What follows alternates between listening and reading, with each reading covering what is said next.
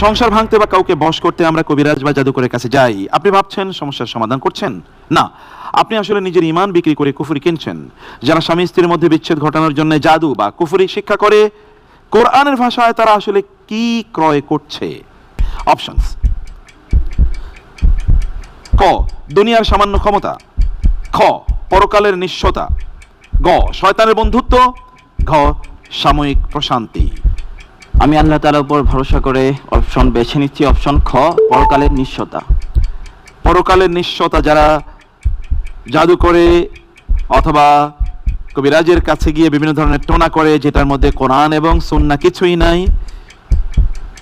বিশেষ করে স্বামী স্ত্রীর বন্ধন নষ্ট করার জন্য আমরা কিন্তু গ্রাম অঞ্চলেও বা শহরেগুলো দেখতে পাই, পারিবারিক বিপর্যয় কখনো ঘটে, মানে স্বামীর পরিবার থেকে অথবা স্ত্রীর পরিবার থেকে অথবা কেউ জেলাসি করে, এদের মধ্যে যেন ভাঙ্গন তৈরি হয়, এই কারণে তারা জাদু করে। এগুলো এখন ব্যাপক পরিমাণ হচ্ছে।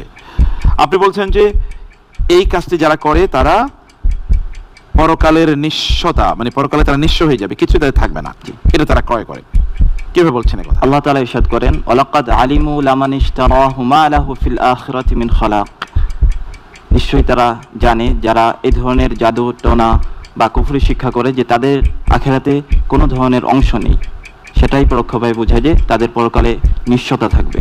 পরকালে যেহেতু they would not have any share, তাদের কোনো শেয়ারই থাকবে না সেখানে, তারা সেখানে নিঃস্ব হয়ে যাবে। সত্যি খ ইজ দ্য রাইট আনসার। আলহামদুলিল্লাহ। আলহামদুলিল্লাহ।